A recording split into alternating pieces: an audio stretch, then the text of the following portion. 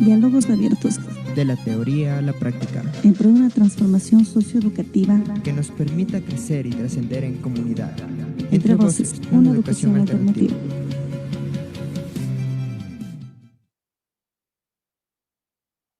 Buenas noches, estimados amigos y amigas. Sean todos ustedes bienvenidos una vez más a nuestro segundo programa de Entre Voces, una educación alternativa. Mi nombre es Mónica Sánchez Ortega y en esta noche estoy muy contenta de poder compartir con ustedes temas de interés relacionados a una educación que sea de tipo más horizontal, más solidaria y que nos permita efectivamente llegar a esa transformación tan anhelada, llevando la teoría a la práctica, pero con procesos que sean compartidos entre todos y todas nosotros a través de diálogos abiertos. Bienvenidos una vez más y antes de empezar me gustaría compartir con ustedes también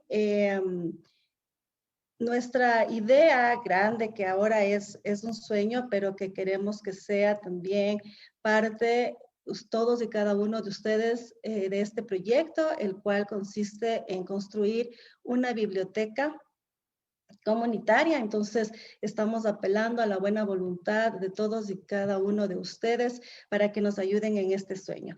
Necesitamos entre libros, cuentos, y cualquier material que ustedes crean que pueda ayudarnos para que nuestro club de lectura sea llevado también de una forma a las personas que no tienen muchos recursos y a los niños y niñas que necesitan de aquello.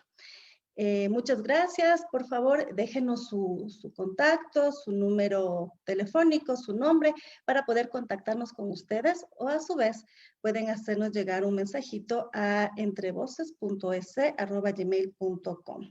Muchas gracias.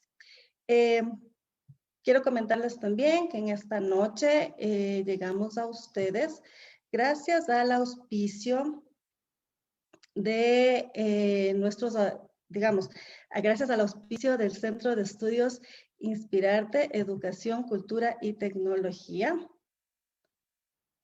el cual brinda servicios educativos para niños, jóvenes y adultos, con preuniversitarios, nivelaciones, clubes de matemática, de inglés, de ciencias, de lectura, y también para los más pequeños, lo que tiene que ver con estimulación temprana, English for Kids, y todo lo que necesitamos para el desarrollo integral de sus niños, niñas y adolescentes.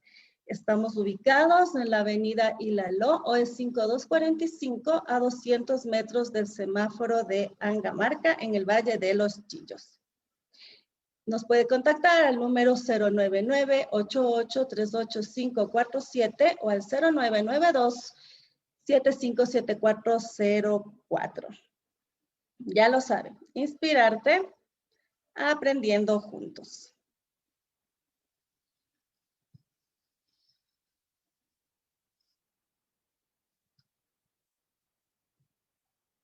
Bueno, entonces también quiero en esta noche darles la más de las cordiales bienvenidas a todos y cada uno de ustedes.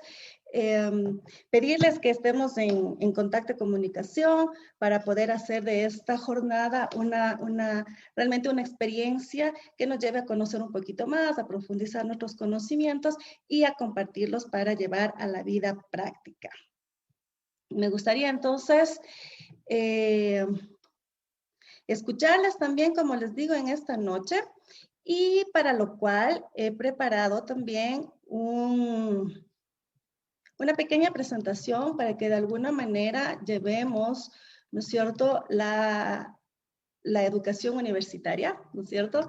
No solo a las personas que están estudiando, se dedican a la profesión docente, sino a manera de diálogo y de conversación con los padres, las madres de familia, los chicos, los jóvenes, todos aquellos que queremos efectivamente una educación transformadora, una educación liberadora, sin cosas que sean muy difíciles de hacer, sino más bien a través de estas prácticas y roles diarios fundamentales con nuestra familia. En ese sentido, entonces, les pido que compartamos. He preparado una presentación para ustedes y entonces vamos a compartir. Espero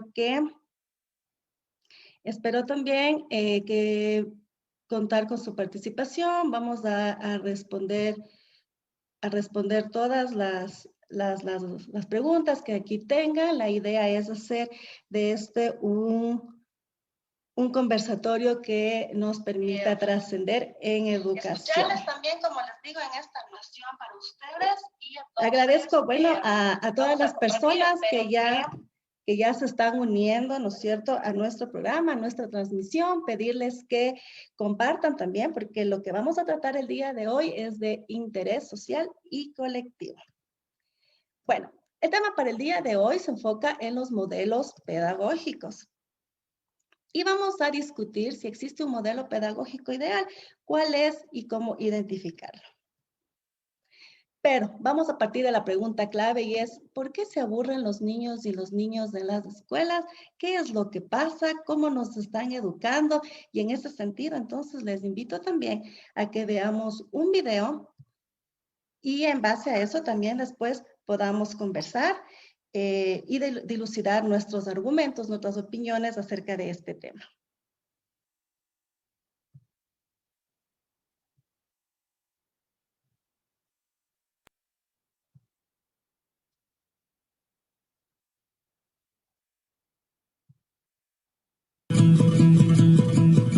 Hacer un fuego, cazar, recolectar plantas comestibles, fabricar recipientes y armas. Nuestros antepasados aprendían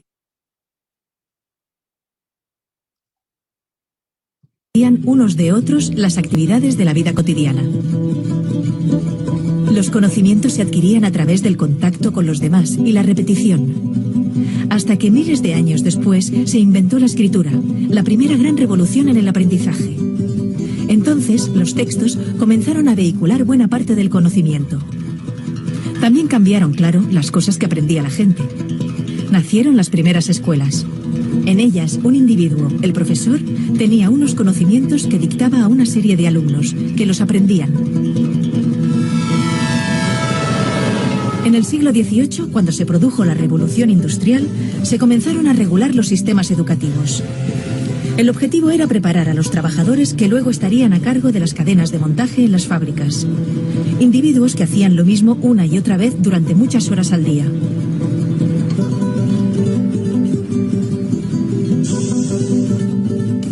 La escuela que se inventaron seguía ese patrón. Todos los niños repetían y repetían de memoria determinados conocimientos. Un proceso estandarizado y lineal, en el que les enseñaban aquellas materias que se consideraban útiles para la recién nacida economía industrial. Es el modelo que ha perdurado hasta nuestros días. Sin embargo, ya no nos sirve, porque el mundo, en el último medio siglo, ha cambiado radicalmente. Los avances espectaculares que se han producido en ciencia y tecnología han hecho, por una parte, que pasemos de ser una sociedad industrial basada en la producción masiva de objetos a una sociedad de servicios y de información, en la que el motor son las ideas y la creatividad, la capacidad de inventarnos nuevos oficios más acordes al siglo XXI. Y por otra parte, los descubrimientos científicos nos han permitido conocer mejor cómo funciona nuestro cerebro, el órgano encargado del aprendizaje, y descubrir algo que los griegos ya sabían, que no aprendemos repitiendo, de memoria, sino haciendo, cuando nos emocionamos. Por eso, hay que transformar la escuela de arriba a abajo.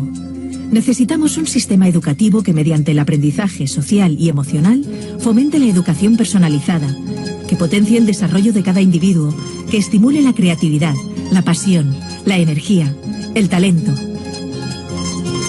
Porque nuestro futuro está lleno de nuevos retos que requerirán nuevas soluciones, y estas dependerán de cuán creativa, vital y variada sea la gente. Y también feliz. Y para ser feliz necesitamos realizarnos y desarrollarnos, descubrir y cultivar aquello que nos motiva y hace sentirnos bien. Bienvenidos a la escuela del siglo XXI.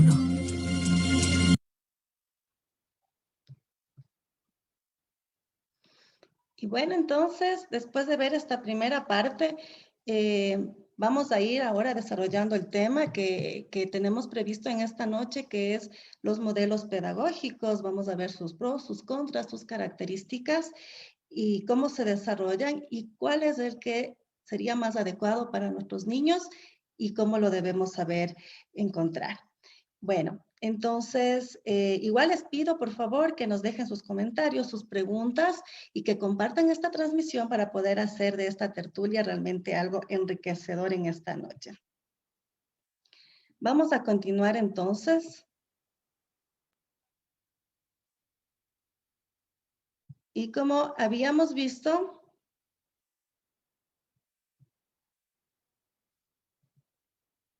entonces la pregunta era ¿por qué se aburren los niños? Y ahora con ustedes, entonces vamos a desarrollar cada uno de los enfoques de aprendizaje. En primer lugar, tenemos al enfoque conductista, ¿no es cierto? En sus principales características son que hay un estímulo-respuesta. Como vemos aquí en el dibujito, ¿no es cierto? Esto se le empezó a hacer con los animales. Entonces, claro, si tú te paras, por ejemplo, al perrito, tienes un premio, qué sé yo, una galleta, ¿no es cierto? Y esto también se llevó a cabo con los chicos. Entonces, por ejemplo, se les suele decir, muy bien, si hacen silencio, entonces van a salir antes del recreo, si se portan bien toda la semana, no van a tener tarea, etcétera, ¿no? Entonces, desde esa forma de dar un estímulo para obtener una respuesta. Se hace también en este enfoque alusión a la memoria y a la repetición. Entonces, efectivamente, lo que se pedía era que nos memoricemos, pero sin posibilidad de reflexión. Y que después repitamos con las mismas palabras que nos ha dicho el profesor, ¿no es cierto? Porque aquí el maestro imparte sus conocimientos y los estudiantes son vistos como cabezas que hay que llenarlas del conocimiento que se entiende que ellos no tienen. Por lo tanto, los estudiantes se convierten en simples receptores pasivos. Sí, como les decía, no hay la oportunidad de preguntar, de cuestionar y mucho menos de discutir. Algunos de los científicos que empezaron a hacer estos experimentos, como les comento, con los animales, son Darwin, Skinner, Pavlov, y se adoptó este método también en la educación. Que dicho sea de paso, como veíamos en el video introductorio, tiene que ver además con el hecho de que la escuela en sus inicios fue creada en la época de la Revolución Industrial. Y en este sentido, lo que se necesitaba era que se formen allí la mano de obra, las personas que van a trabajar en las fábricas. Por lo tanto, efectivamente, se necesitaba gente disciplinada, atenta, obediente, que siga las normas. Bueno, no necesariamente, como vamos a ir viendo, todo es malo en este enfoque de aprendizaje. Sin embargo, sí hay cosas que ya están caducas, que ya se las debe descartar, pero lamentablemente la escuela o el sistema educativo como tal todavía sigue implantando. Bueno, entonces también tenemos otro punto de vista que es el cognitivista. ¿Sí? Y en este sentido ya se hizo un avance porque se da paso a la percepción humana. La mente capta los elementos de su entorno como un todo. Y el aprendizaje viene a ser un proceso de desarrollo de nuevas ideas basado en organización perceptual. Entonces es muy importante también el sentir, el hecho de ver cómo están los chicos, de preguntarles por sus percepciones, por sus sentimientos. Se adoptan entonces las metodologías o las teorías de varios autores, como por ejemplo la psicología del desarrollo de Piaget, el aprendizaje por descubrimiento de Brunner, el aprendizaje significativo de Ausubel y el aprendizaje sociocultural y la zona de desarrollo próximo de Vygotsky, que ya le vamos a ver más adelante cómo es que se aplica también. Bueno, como podemos ver, hay ya una diferencia, ¿no es cierto?, con el anterior enfoque y pues aquí ya el profesor deja su verticalidad para convertirse más bien en una especie de persona que brinda ese apego para que los chicos puedan descubrir su aprendizaje. Y el método siguiente es el constructivista, en el que efectivamente ya la persona construye significados a través de la experiencia. Es decir, vamos a aprender también haciendo. Construye socialmente sus conocimientos, no los adquiere ya construidos. Como decíamos, en este sentido ya no hay tal memorización, ¿no es cierto?, ni repetición. Ya lo que se hace es permitir que estos chicos puedan, a través del juego, a través de la discusión, puedan entonces construir sus propios conocimientos. Algo muy interesante que nos da cuenta es que se aprende primero interpsicológicamente, eso quiere decir afuera, cuando yo comparto, cuando juego, y después intrapsicológicamente. Es decir, ya cuando yo hago míos, ¿no es cierto?, aquellos conocimientos, y esto ya va a depender en el proceso también de lo que necesito, dependiendo incluso mi edad y mis intereses. Se propone entonces diseñar ambientes de aprendizaje para construir o modificar conocimientos, es decir, adecuados. Justamente lo que hablábamos la clase anterior, que era de establecer espacios, rincones adecuados para tal o cual necesidad y tal o cual proceso de aprendizaje. Nos habla también que el aprendizaje está anclado en procesos significativos. ¿Y qué significa esto? Hacer significativo un conocimiento quiere decir que yo aquellos nuevos conocimientos los voy adquiriendo, los voy anclando a los que ya tengo previos. Y de esta manera, cuando aplico en la vida real, pues se vuelven significativos. Es decir, no necesariamente estudio como suele pasar hasta la actualidad para dar solamente un examen y después de que pasó el examen ya no me acuerdo nada. Lo que se propone aquí es que yo aprenda, es que yo estudie, es que yo construya el conocimiento, pero que este sea aplicado en la vida real. Y aquí efectivamente también hay el planteamiento y la solución de problemas, ¿no es cierto? En el método conductista, por ejemplo, a los problemas, al error, se le tacha, ¿no? Entonces, no, es decir, incluso se le etiqueta, no es posible aprender del error. Más bien aquí se da la vuelta y se dice, sí, del error podemos aprender, podemos sacar enseñanzas y entonces también las respectivas soluciones ya desde niños con métodos de investigación, por ejemplo. Y la memoria está en constante construcción. Es decir, yo no tengo que, bueno, de alguna manera no se sataniza totalmente la memoria porque hay cosas que sí necesitamos saber de memoria, como por ejemplo las tablas de multiplicar. El punto es el cómo estoy yo aprendiendo, el cómo estoy haciendo y cómo de acuerdo al contexto en el que estoy, pues voy generando también aquellos conocimientos. El estudiante, por lo tanto, es un participante activo de su conocimiento, como podemos ver en la foto, por ejemplo, ellos están jugando, están aprendiendo, están viendo qué es lo que sucede en la práctica. Y el profesor se convierte en un mediador. ¿Qué quiere decir un mediador? Es aquel que está mediando, digamos, entre la ciencia, entre el conocimiento y la inteligencia y la percepción del niño, de la niña que está aprendiendo. Entonces, en ese sentido, me gustaría también poder leerles, poder escuchar qué es lo que piensan hasta ahora. Como ustedes ven, no necesariamente todos los métodos o los enfoques son buenos o malos per se.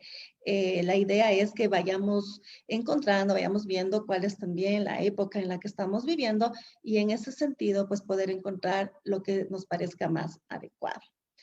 Bueno, entonces hasta aquí me parece que podríamos continuar con la segunda parte del video que habíamos visto. Entonces les pido también que pongamos atención. Están expertos explicando cómo es nuestro método educativo, sus falencias y cómo deberíamos hacer las cosas de mejor manera en esta alternativa de educar. Y entonces, durante la transmisión, espero también tener sus preguntas, sus respuestas para hacer de esta conversación mucho más amena.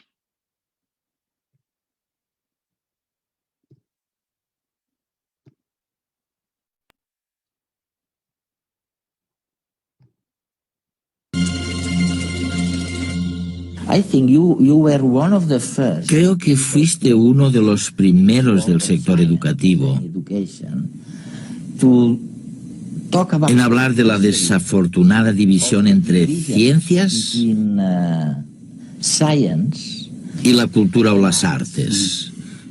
Y es curioso, porque nosotros cuando preparamos programas científicos, a menudo tenemos que enfrentarnos a un dilema.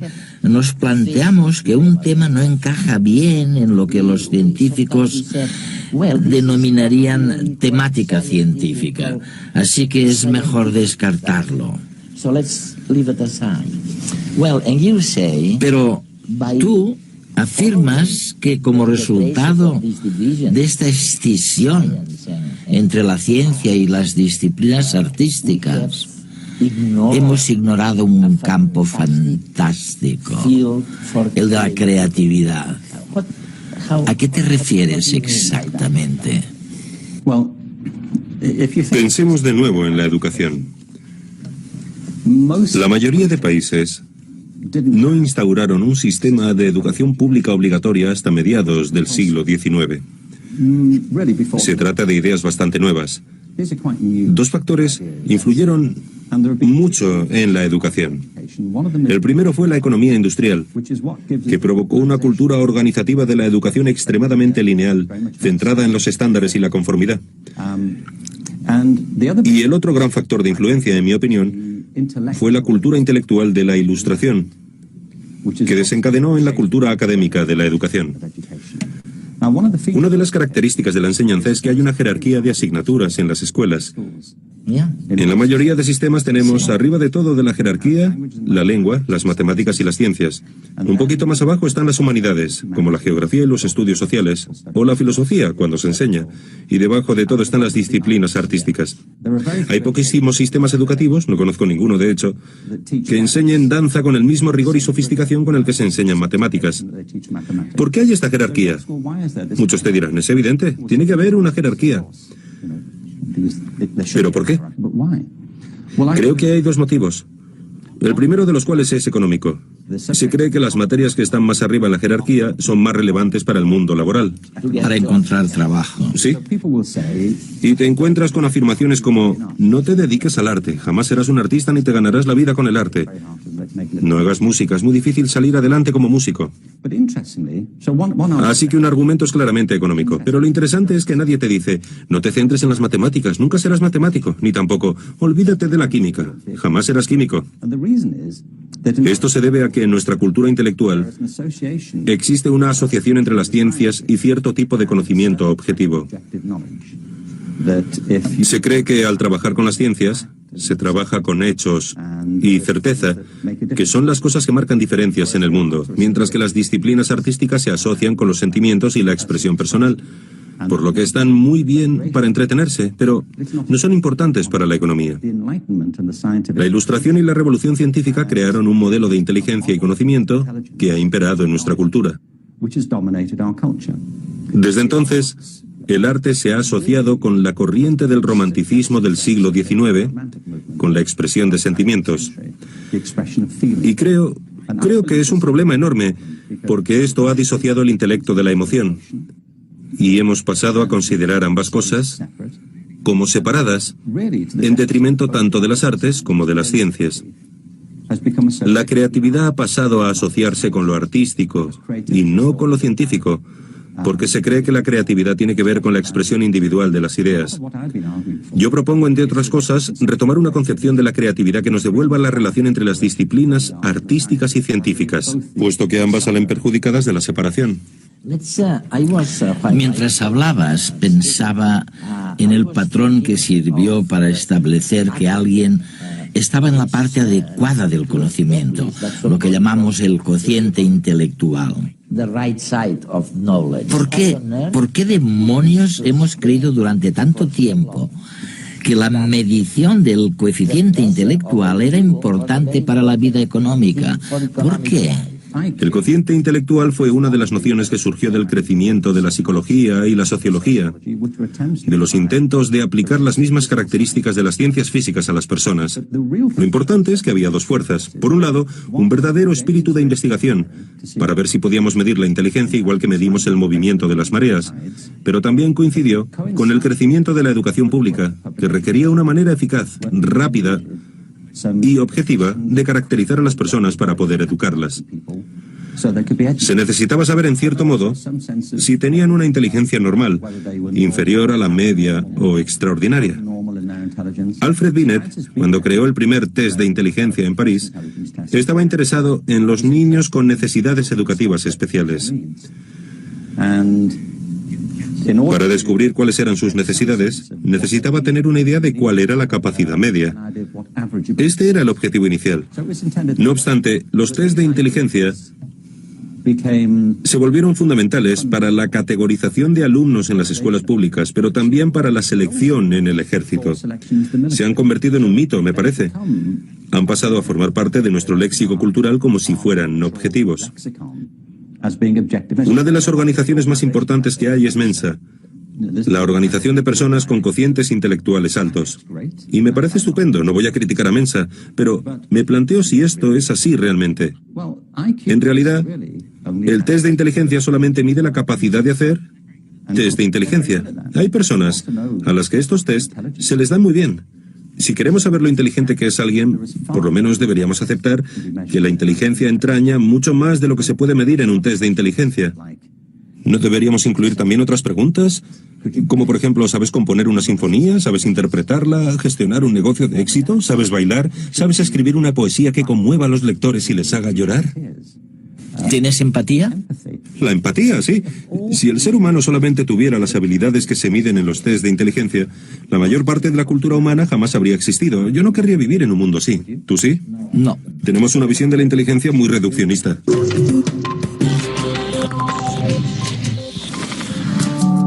El psicólogo Omar Greenberg recordaba en redes la problemática de los profesores frente a los nuevos retos de la educación.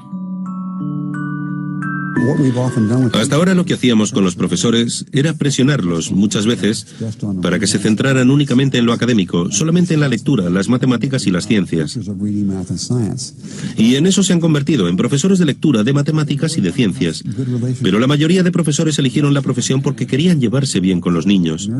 Les gustan los niños y quieren pasar tiempo con ellos, educarlos, prepararlos para la vida. Y conforme se lo vamos permitiendo y les brindamos más habilidades para hacerlo, descubren que disfrutan mucho más enseñando. Para Richard Gerber, el valor de la educación está en el camino, no en la meta. En cierto modo hemos olvidado que lo bueno de la educación está en realidad en la experiencia, en el momento, en la alegría de descubrir algo, en la satisfacción de tener una pregunta y poder buscar una respuesta, y no necesariamente en la propia respuesta. Creo que muchos niños y muchos profesores en el sistema educativo se sienten frustrados porque, por culpa de las presiones y la obsesión por los resultados, la magia del viaje se ha disipado. Me parece que este es el motivo por el que cada vez hay más niños que abandonan los estudios enseguida que pueden, porque no ven en ellos ninguna pasión, ninguna emoción. Y es a raíz de esta fijación con el destino final que ignora la alegría de lo que pasa por el camino. Pero, ¿cómo voy a estar atento en clase? Datos y datos, fórmulas, información. Si ya no me acuerdo de lo que estudié el año pasado. Que si la capital de Ecuador es Quito, pero estoy seguro que eso está en Google. Me parece que nos enseñan igual que antes. Nos educan igual que a mis padres y a mis abuelos. Y a los padres de mis abuelos.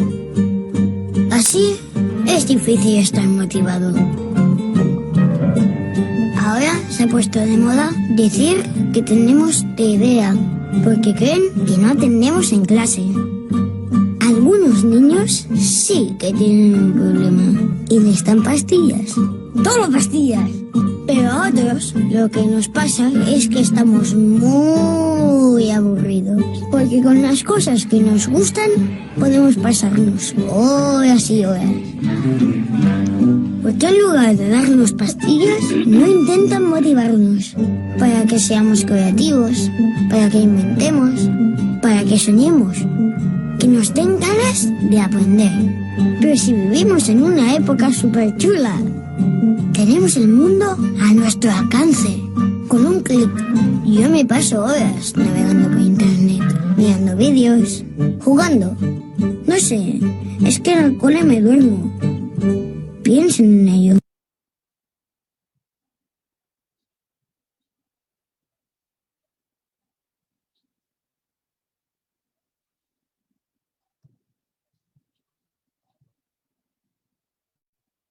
Así es. Bueno, entonces, después de haber visto este video que abarca mucho de lo que vivimos ahora en la educación, en el sistema educativo, entonces agradecerles también por su presencia aquí, por sus mensajes y por por su amable interacción también.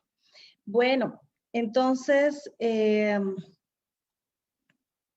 solamente para continuar, decirles que llegamos a ustedes también gracias al auspicio del Centro de Estudios Inspirarte, Educación, Cultura y Tecnología, que pone a su disposición servicios educativos para niños, jóvenes y adultos en cuanto a preuniversitario, nivelaciones, clubes de inglés, de mate, y para los más pequeños también con el English for Kids y estimulación temprana. Nos encuentras en Angamarca, a 200 metros del semáforo justamente, y estamos como Inspirarte SCP en Facebook, y también nos puedes encontrar en el 099-8838-547.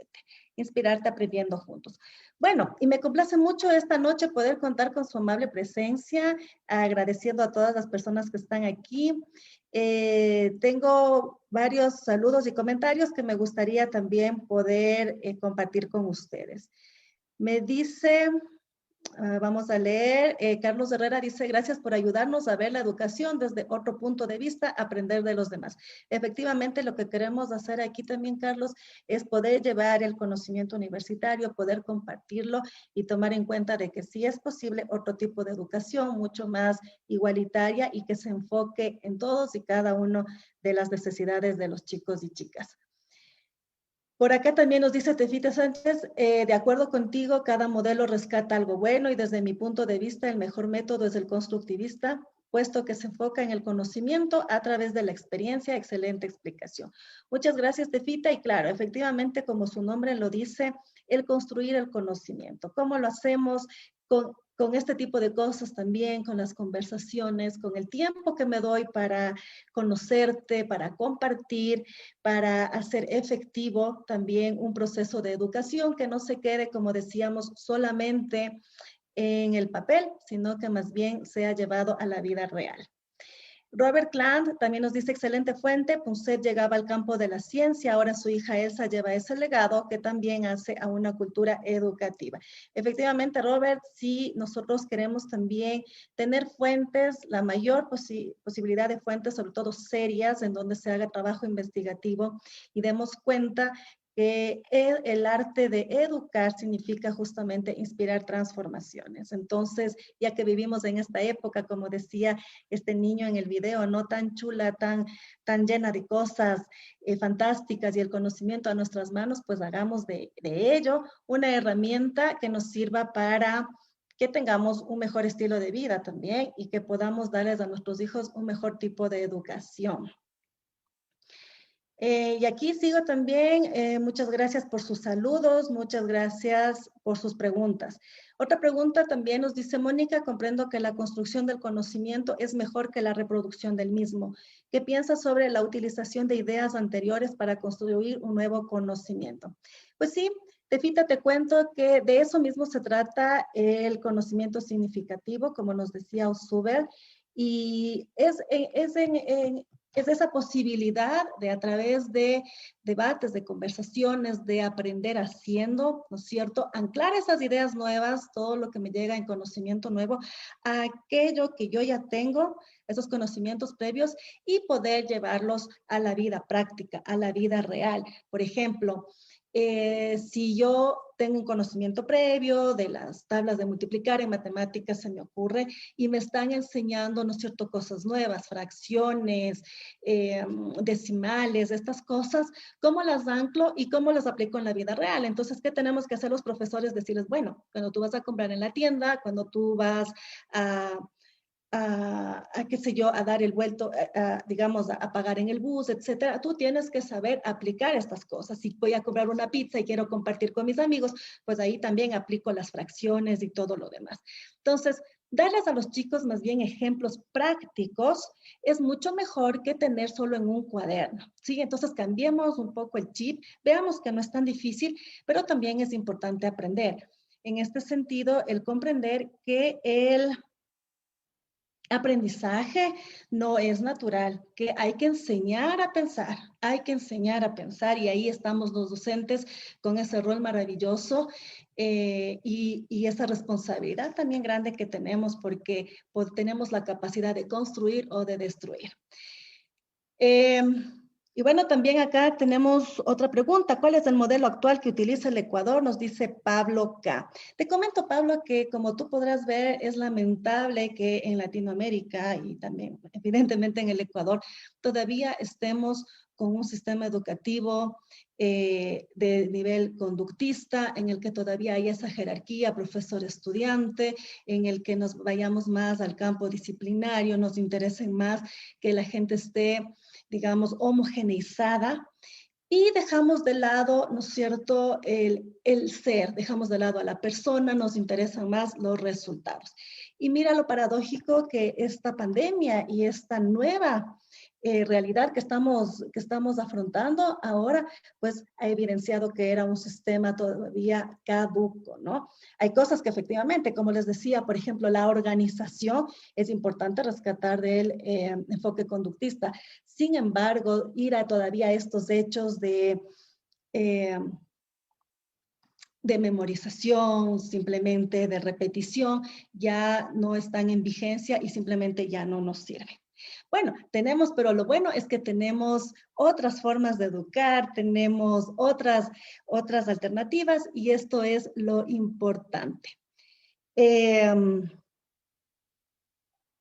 ¿Dirías que el modelo educativo en Ecuador es adecuado y en qué podríamos mejorarlo? Eso es lo que te comentaba, Pablo, que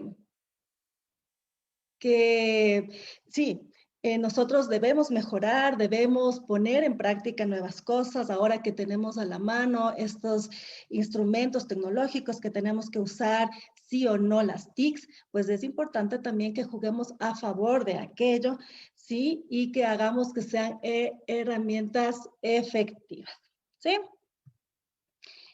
En fin, bueno, agradezco mucho su interés. Realmente este es un tema que tiene mucha tela que cortar y que efectivamente en los siguientes programas vamos a ir detallando, escogiendo pequeños temas de interés que podamos discutir y compartir entre nosotros. Acá tenemos también un saludo que dice Carlos Herrera. Saludos, Mónica Sánchez, te felicito por tu programa. Nos ayuda a entender y apoyarnos en casa con nuestros hijos. Efectivamente, de eso se trata, pues lo que queremos es que podamos tener las herramientas necesarias y el conocimiento adecuado para elegir el modelo pertinente para aplicarlo en casa con nuestros hijos y con nuestras hijas. Bueno, entonces, para continuar, quisiera justamente desarrollar la segunda parte de la presentación que tiene que ver en la noche de hoy de los modelos pedagógicos, como habíamos conversado. Y entonces nos habíamos quedado en ya habíamos visto el sistema constructivista, ¿verdad? Y en este sentido, entonces, hay una pregunta clave, es ¿cómo saber si un determinado enfoque sobre la enseñanza es bueno? ¿Qué es lo que tenemos que tomar en cuenta? Primero, el contenido tiene que tener varios, digamos, los marcos deben ser variados y tienen que ser efectivos y relevantes. Esto es que tienen que enseñar, como hablaba Robinson en el video, ciencias, artes, humanidades, etcétera, ¿no? Y que el método esté sumamente adecuado, haya una sinergia entre la adquisición del mismo, la internalización y la transferencia. Es decir, que sea un método, como vimos en la clase anterior, adecuado para que yo pueda adquirirlo. Internalizarlo, pues, o sea, todo lo que yo ya estoy aprendiendo, ¿no es cierto? Y transferencia en ese proceso de compartir lo que he aprendido justamente. ¿Qué debo hacer? Es la pregunta que nos debemos estar haciendo los padres y las madres de familia, que queremos algo mejor para nuestros hijos. Entonces, ¿cuál es el mejor modelo, el enfoque para mis hijos? Vamos a ver qué es lo que tenemos que conocer. Primero, distinguir que pedagogía no es igual a didáctica. La pedagogía tiene que ver con los modelos, los enfoques pedagógicos, justamente lo que estamos conversando la noche de hoy.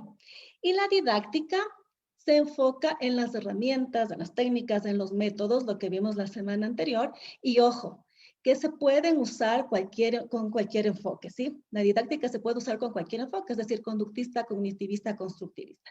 ¿Cómo yo me doy cuenta de que efectivamente están usando un buen método que que tiene que ver con el modelo que me están ofreciendo, ¿no? Es porque de alguna manera yo puedo usar una herramienta tecnológica a mi favor. Por ejemplo, ahora una presentación en PowerPoint, pero puedo ponerles a mis alumnos y ellos lo que van a hacer es coger y copiar.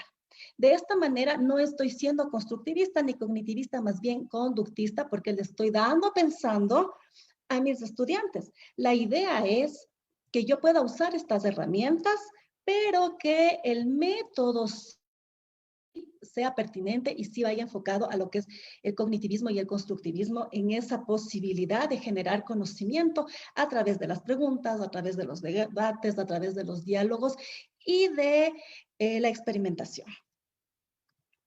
Vamos a ver, entonces, sobre todo para los profesores, no es la didáctica la que marca la diferencia, sino la posición filosófica, epistemológica y pedagógica.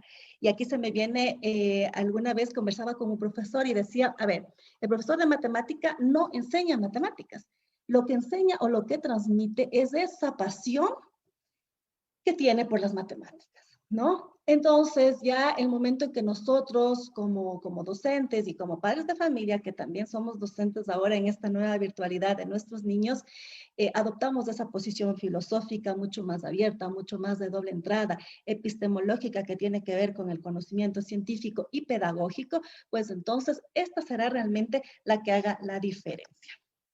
Y algo muy importante que tenemos que tomar en cuenta, que escuchamos también en el video y que decía que los griegos ya lo sabían, es que no aprendemos de memoria, sino haciendo cuando nos emocionamos. Efectivamente es así. Es por eso que de alguna manera, valga la coyuntura, los deberes, por ejemplo, no son útiles, no son efectivos. Es porque son impuestos y a nadie le gusta que le impongan las cosas. Pero sería muy distinto si nos dicen vamos a investigar, vamos a hacerlo, vamos a encontrar soluciones a problemas. Por ejemplo, los chicos se motivan. Para eso también sirve saber los estilos de aprendizaje, las inteligencias múltiples y bueno, varios temas que ya seguiremos viendo en el transcurso de los programas. Bueno, y en este sentido también quiero seguir comentando. Tefita Sánchez nos dice, muchas gracias por tus respuestas muy acertadas para aclarar nuestras dudas.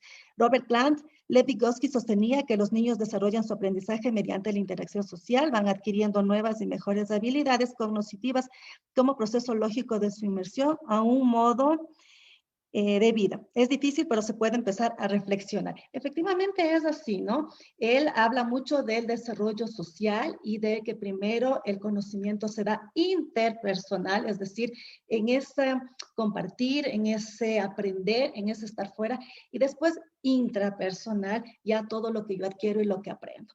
Así es. Es decir, el modelo sociocultural. Así es, Robert Clark.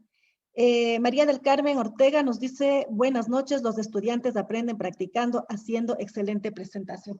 Así es, efectivamente así aprendemos todos, hay distintas formas, ya lo veremos también en los estilos de aprendizaje, pero todos y cada uno de nosotros aprendemos cuando hay una emoción de por medio. Vamos a ver, entonces, ¿cuál sería la opinión de su humilde servidora? Es que tenemos que tener una visión ecléctica para escoger el método adecuado, sobre todo ahora que estamos en esta nueva virtualidad con nuestros niños y niñas y somos nosotros también coprotagonistas de su proceso de aprendizaje. Y es probar nuevas cosas. Por ejemplo, en este sentido, tanto para los docentes como para los padres de familia, si nos decían, bueno, es que a veces no planificamos y todo es en el papel, consta como constructivista, pero el momento de llevar a la práctica lo hago nuevamente con el conductismo porque me ha dado efecto durante varios años. Sin embargo, el probar cosas nuevas, aunque nos puede dar temor, ¿no? También es importante. Entonces, en este sentido, algo que es muy fácil es adaptar espacios, ¿no? Hacer cosas juntos. Por ejemplo, se me ocurre hacer un taller pequeño de carpintería o hacer una huerta, si es que tenemos espacio, si es que no tenemos espacio, podemos también desarrollar espacios en la casa. Y aquí también hay, en este sentido, el método de María Montessori, que algún día vamos a conversar de eso también, que no era nada del otro mundo, sino más bien ir a estos espacios, a estos rincones que tiene la casa, para que de alguna manera el niño no tenga un cambio brusco de pasar del hogar a la escuela, ¿no? Porque lamentablemente en las escuelas tradicionales lo que sucede es que estamos en casa, tenemos un espacio para comer, tenemos un espacio para jugar, para relajarnos, para descansar, pero vamos a la escuela y estamos 6 horas metidos en una clase y todo el tiempo de la misma manera, y por eso es que hay este rompimiento abrupto, ¿no? Pero sin embargo, si nosotros tratamos y probamos con nuevas cosas, pues efectivamente nos irá bien. Algo más también es prioriza, ¿no es cierto?, la alegría, la motivación y la tranquilidad de tus hijos. Esto es básico. Si yo le veo a mi hijo que probando estas cosas está alegre, está motivado, está contento, quiere levantarse y madrugar porque tiene las clases virtuales y la profe le contagia esas ganas, ese dinamismo, vamos a hacer cosas interesantes, pues también eso se nos va a contagiar a nosotros. Vamos a estar tranquilos, vamos a estar contentos y en paz con nuestros pequeños. Escoge lo mejor o más adecuado de cada enfoque y aplícalo en tu contexto. Así es. Visión ecléctica es justamente eso. Voy a escoger lo mejor de cada uno. Se me ocurre. Del conductismo está bien el hecho de ser organizados y de tener, digamos, tiempos para cada cosa. Perfecto. Eso lo cojo. Del cognitivismo está bien el hecho de que me permitan hacer preguntas, de que me permitan equivocarme y de que yo comparta el conocimiento. Dale, eso también lo cojo.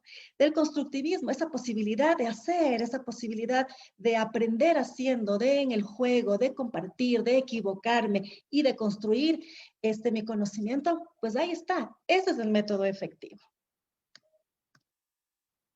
Y en este sentido también, bueno, a ver, quiero seguirles leyendo, agradecerles también porque compartan la transmisión para que también otras personas puedan llegar a este conocimiento y hacer de esta charla realmente efectiva en esta noche. Nos comenta Carlos Herrera, Mónica, los profesores en Ecuador juegan un rol importante. ¿Qué crees tú que podrían o que se debería cambiar para dar el primer paso, para dar un cambio a la educación que educa en nuestro país? Sí, te comento, Carlos, efectivamente es difícil cambiar los chips instaurados, los docentes nos debemos también a un sistema educativo y a veces con tanto trabajo que se tiene también burocrático, porque es real, se nos olvida lo más importante, ¿no? Que es los chicos, que es ese arte de enseñar. Pienso que la clave sería reencontrarnos con ese por qué quiero ser docente, con ese qué es lo que necesito transmitir. Y en ese sentido empezar. Lamentablemente cambiar las estructuras ya vigentes es una cuestión difícil, no depende de nosotros, pero nosotros sí somos dueños de nuestros tiempos, de nuestras aulas y pues empezar por concientizar, por compartir estas cuestiones, pues es un paso ya gigantesco. Entonces les comentaba, algo que me parece también importantísimo es respetar los tiempos y los modos de cada uno. Es decir, a veces los padres nos frustramos porque decimos, bueno, es que mi guagua ya tiene 3 años y no sabe los colores, no sabe los números, no habla clarito, me siento mal, ¿qué puedo hacer? Tranquilos, calma. Todo es a su tiempo y a su modo. Justamente recordaba que enseñar viene del latín insignare, que significa dar signos, dar señales.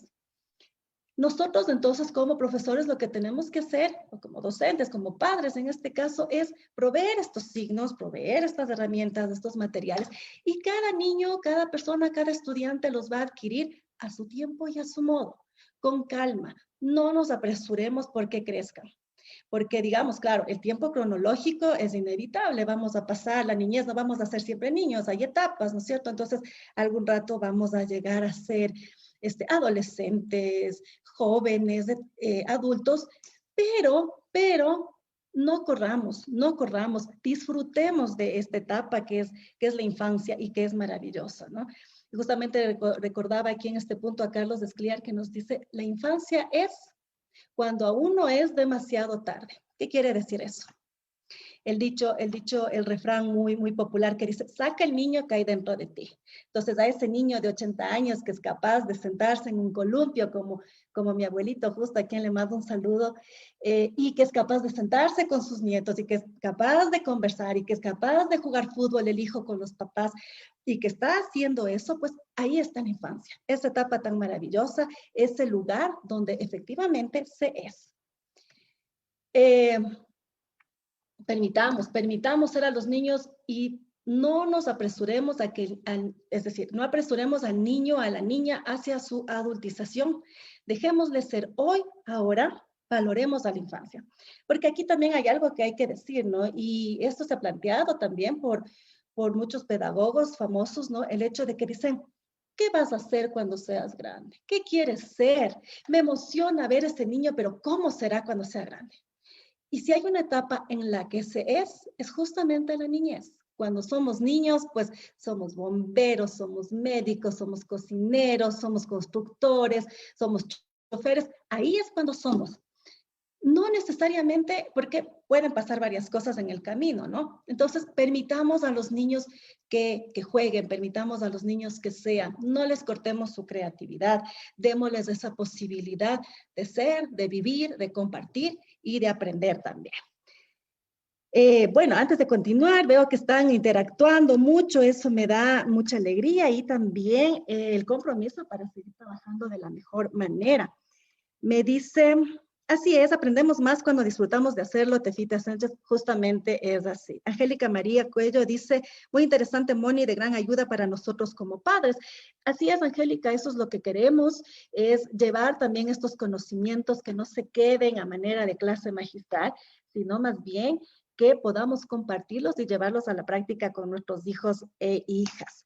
Nos pregunta Francisco, ¿tú cómo se puede hacer en un chico que odia las matemáticas para que mejore las notas porque no quiere saber nada de la materia?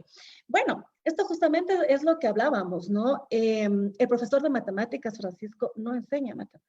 El profesor de matemáticas enseña la pasión que siente por las matemáticas y aquí la clave es dar varios signos, ¿sí? Por ejemplo, insignare, como les comentaba, es dar signos. El único signo que nos suelen dar los profesores es el libro que establece el currículum, ¿no es cierto? Entonces, en este libro me baso y no hay más.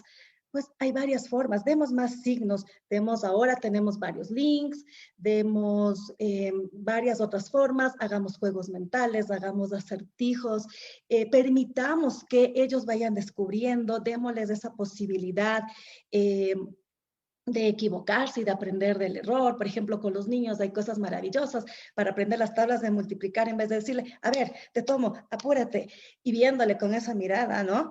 Hay canciones para todo, perdón, y hay formas también que yo les voy a motivar. Entonces, también darnos ese tiempo para hacer con ellos, para estar con ellos. Esto implica mucho de los maestros, ¿no? Es por eso que algunos también, como les decía, que ya están acostumbrados y que les ha dado buen efecto sus clases durante 20, 30 años, están reacios a cambiar. Sin embargo, nunca es tarde y la posibilidad está ahí siempre abierta. Bueno, y solo para ir terminando ya por honor al tiempo, quiero recordarles que los docentes somos orfebres de la enseñanza, no juzgadores del aprendizaje. ¿Qué quiere decir eso? Que depende de estos signos que nosotros estemos dando, ¿no es cierto? Y cada niño, cada joven, a su tiempo y a su modo los irá adquiriendo. El problema justamente es que en el sistema en el que estamos queremos evaluar y queremos los resultados ya. Entonces, yo te veo que no actúas, lo que sea, te califico, te pongo baja nota y en ese proceso de evaluación simplemente se pierde el camino y ya quedas etiquetado también, ¿no? Entonces, respetemos los tiempos, hagamos que pensemos, que compartamos mientras nos emocionamos y permitámonos también ser parte de una educación que esté más al alcance, que sea realmente inclusiva y que nos vea a todos y a cada uno de nosotros en nuestras particularidades, pero también dentro de un colectivo. Que seamos estando juntos, que participemos y que creemos nuevas posibilidades de aprendizaje en el día a día. Bueno, muchas gracias. Hasta hasta ahí sería, digamos, la presentación del día de hoy. Me agrada mucho el que estén también con nosotros. Nos dice Jorge Gómez, educación libertaria, no domesticadora, educación con conciencia y rebeldía. Así es, Jorge. Muchas gracias también por tu participación. Exactamente lo que queremos hacer es un tipo de educación que nos libere, un tipo de educación que esté junto a nosotros para abrirnos varios caminos, para que no seamos víctimas también de obediencia, ¿no es cierto? Y como tú dices, de domesticación, sino que más bien sea una oportunidad para emanciparnos todos y cada uno de nosotros. Bueno, muchas gracias a todos y cada uno de ustedes por sus amables palabras. Quisiera comentarles también antes de cerrar que vamos en nuestro programa Entre Voces, una educación alternativa, a seguir topando temas de interés que tienen que ver con la posibilidad de generar nuevas propuestas hacia la reflexión, hacia el compartir y hacia el saber que sí se puede transformar la educación.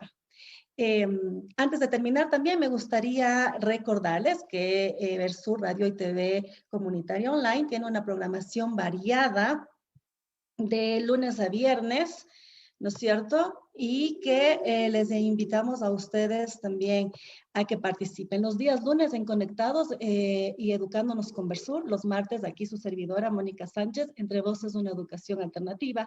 Los miércoles Entre Culturas y Tradiciones, un recorrido por los caminos de Latinoamérica. Los jueves en Encuentros con la Clínica Psicosocial, Salud Mental para la Comunidad. Los viernes Entre Café y Amigos, siempre hay temas de interés para compartir, y Conociendo a mi barrio, una historia viva. Y el sábado para cerrar la semana con buena música y relax en la oleada musical. Bueno, muchas gracias a todos y todas por su amable atención.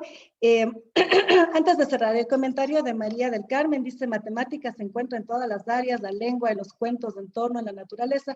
Jugando se aprende muy linda, la matemática sigue éxitos. Así es, matemáticas es parte de la vida, ¿no es cierto? Y comentemos de eso, los profesores de matemáticas que a veces nos ven como el cuco, pues demostremos que sí hay otras formas de enseñar, de aprender, pero sobre todo también, si no podemos cambiar la estructura, empecemos cambiando por nosotros, por nuestras clases, demos nuevas señales, nuevas herramientas y permitamos que nuestros chicos se abran, compartamos con ellos y aprendamos el uno del otro.